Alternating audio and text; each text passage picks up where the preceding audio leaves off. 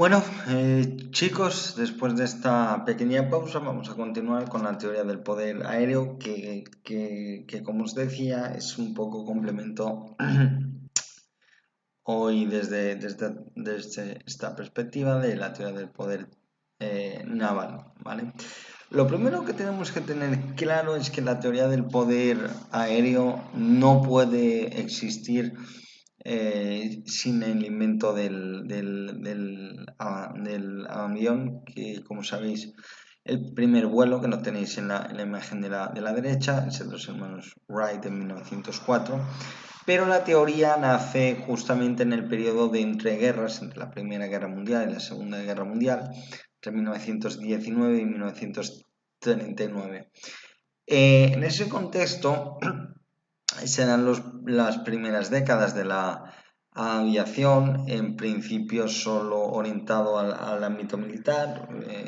Será justo después de la Segunda Guerra Mundial cuando se produzca el despegue definitivo de la aviación comercial, pero lo que sí está claro es que la invención del avión abre un nuevo espacio geográfico que el Estado necesita conquistar, pero que también necesita regular. Aquí nos centraremos, si queréis así, en la conquista del aire y no en la regulación, que eso ya corresponde a organismos de gobernanza como es la IATA. ¿De acuerdo?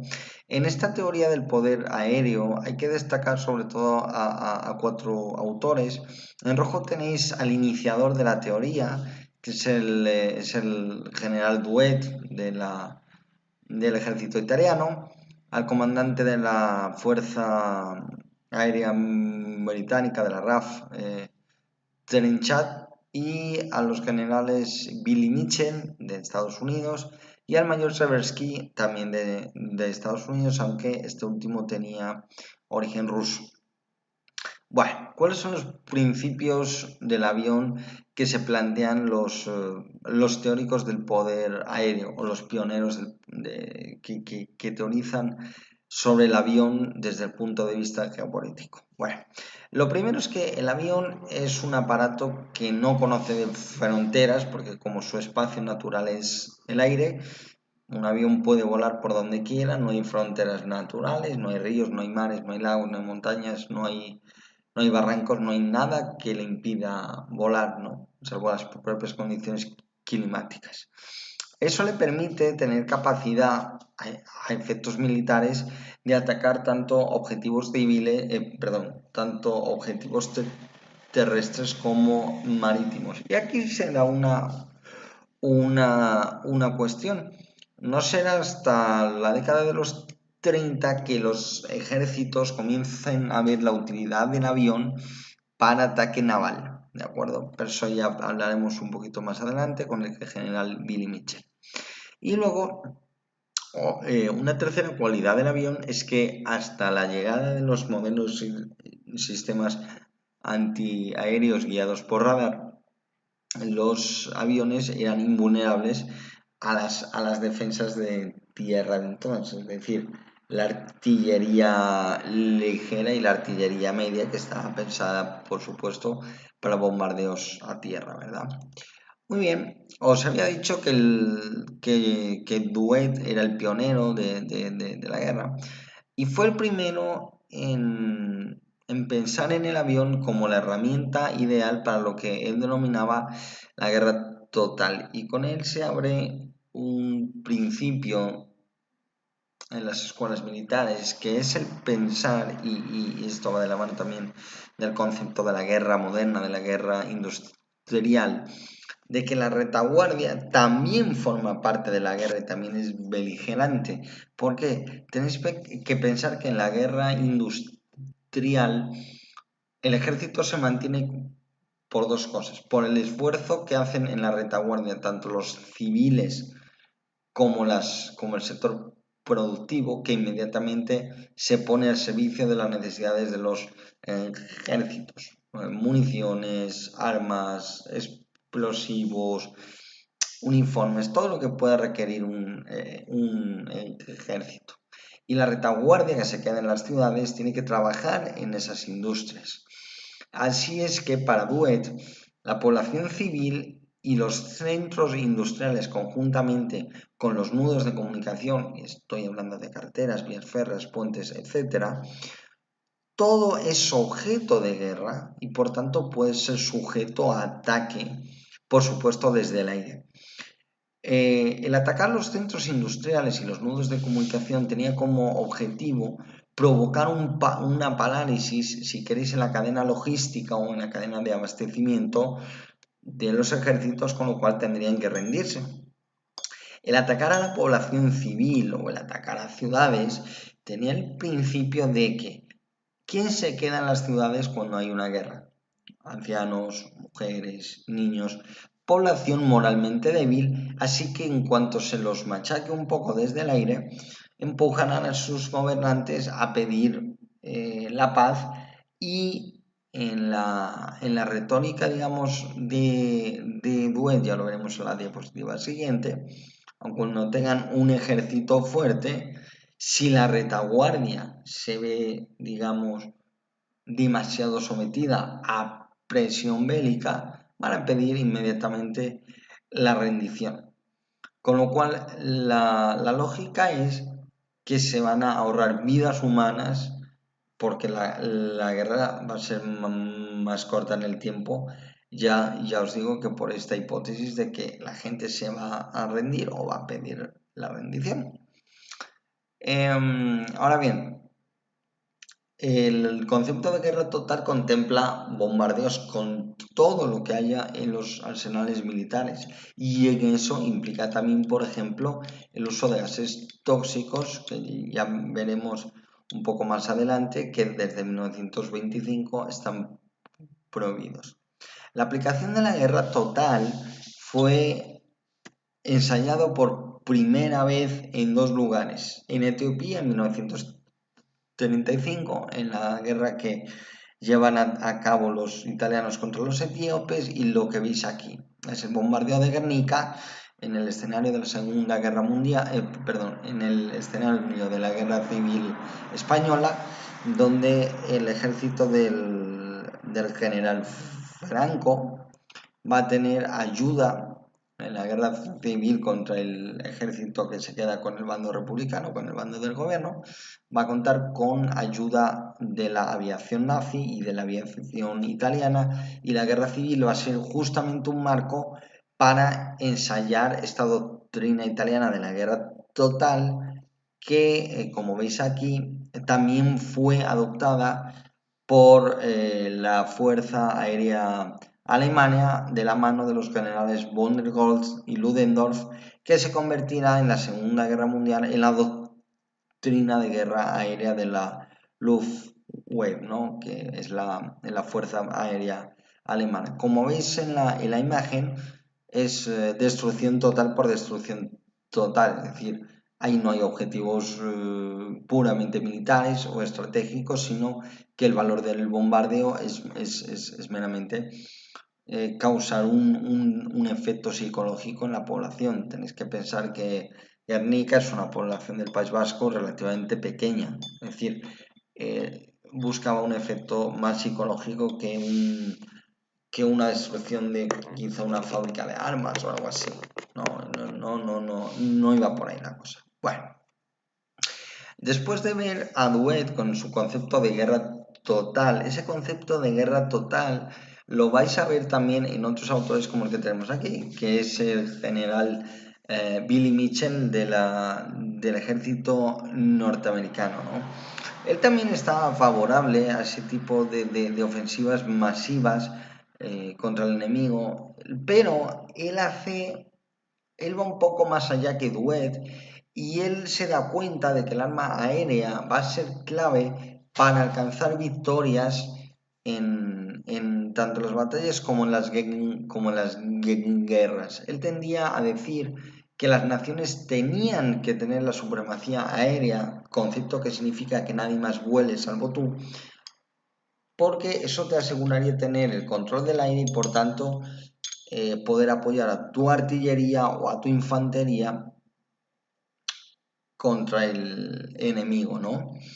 Él tuvo dos cosas muy positivas. Una es que fue un visionario en el uso del arma aérea en el combate naval, cuando demuestra en 1925 que con bombas lanzadas desde aviones se podían partir por la mitad y hundir acorazados, que por aquel entonces los acorazados eran los barcos más pesados que existían en las flotas navales de las potencias tanto europeas como en Estados Unidos.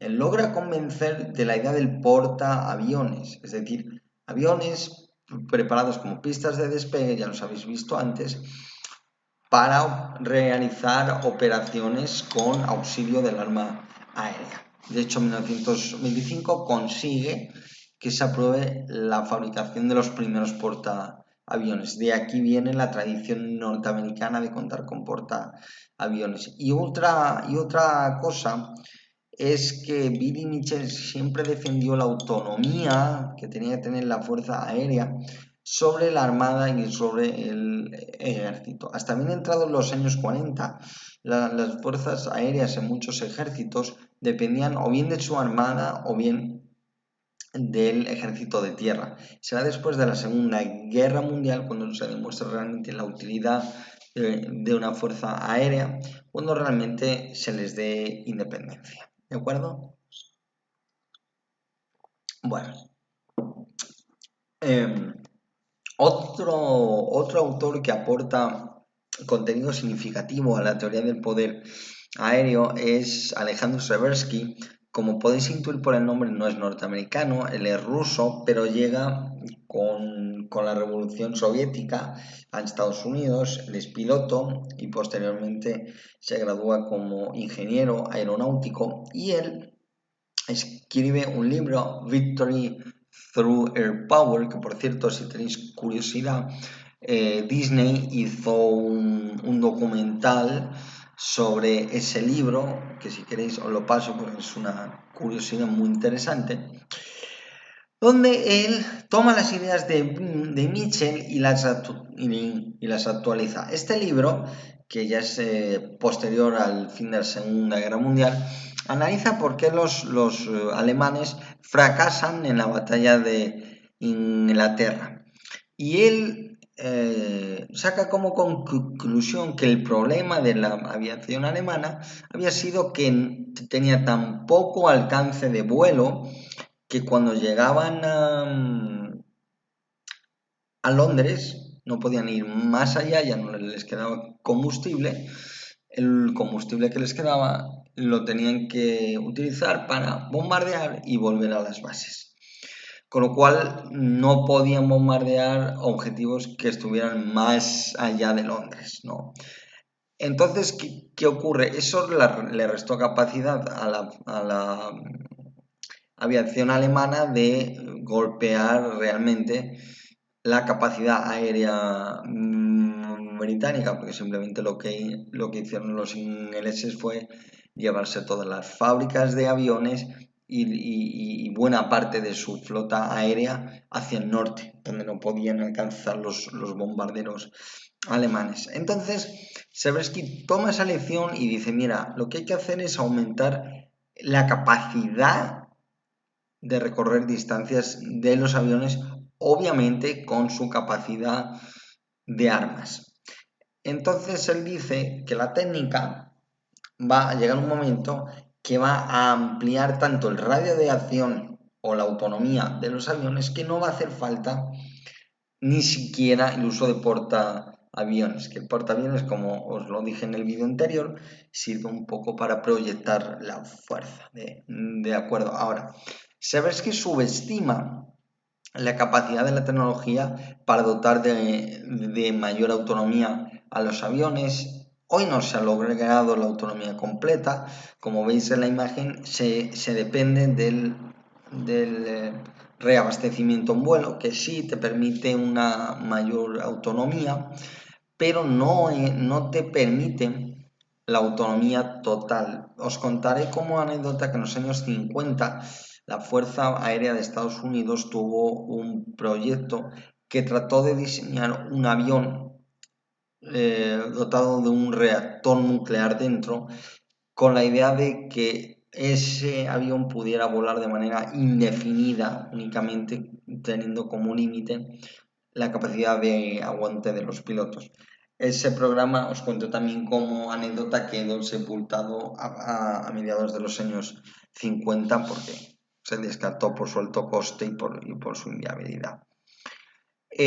Otra cuestión era, yo os había dicho antes que los antiaéreos no preocupaban mucho a los primeros teóricos del aire porque no solían alcanzar las cotas a las que subían los aviones.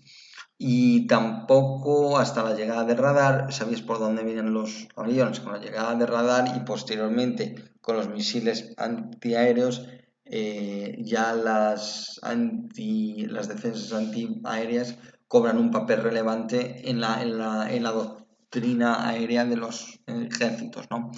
Y quizá el mayor error, no solo de Tversky, sino también de todos los teóricos pioneros de la teoría del poder aéreo, es la sobreestimación de la fragilidad del espíritu de la población civil. ¿Y cómo queda demostrado eso?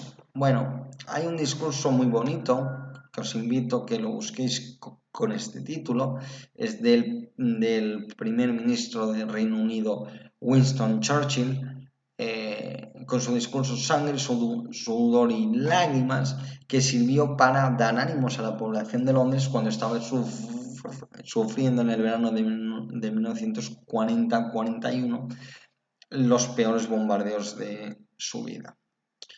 Bueno, y finalmente tenemos la doctrina estratégica británica con Hugo Trenchard. Trenchard hace dos aportes desde la perspectiva, desde las necesidades que tiene la Fuerza Aérea Británica. La primera es proteger el Canal de la Mancha.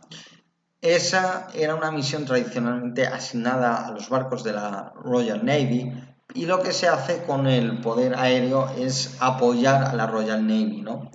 Luego también existe la doctrina del control aéreo, que también lo va a hacer en cierta manera hoy día Estados Unidos. Se trataba de, a través del avión, proteger las colonias británicas y garantizar la comunicación entre las colonias y Londres. Y además ese control tenía que ser muy efectivo porque con los aviones se podían trasladar muy rápidamente tropas para aplacar rebeliones internas que pudieran haber, ¿no?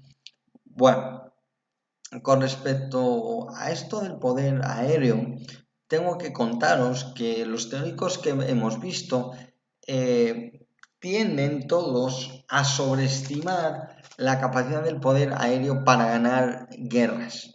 La realidad es que el poder aéreo, ¿ya?, o tener incluso la supremacía aérea, no te da la seguridad de ganar guerras y sobre todo se ha demostrado en muchas ocasiones que para controlar un terreno no te vale solo con tener la supremacía aérea, tienes que poner lo que se llama en jerga moderna botas sobre el terreno, si es que quieres doblegar y controlar un territorio enemigo. Ocurrió con Hitler, al cual le tuvieron que hacer una pinza para poderle vencer, cosa que se consiguió en mayo del 45, y cosa que no se hizo en la guerra de Irán y en Afganistán, donde sí se consiguió muy rápidamente la supremacía aérea, se abatió al enemigo desde el aire, pero no se consiguió controlar el territorio. Y lo que consigues es que el enemigo se reorganice y te arme una guerra de guerrillas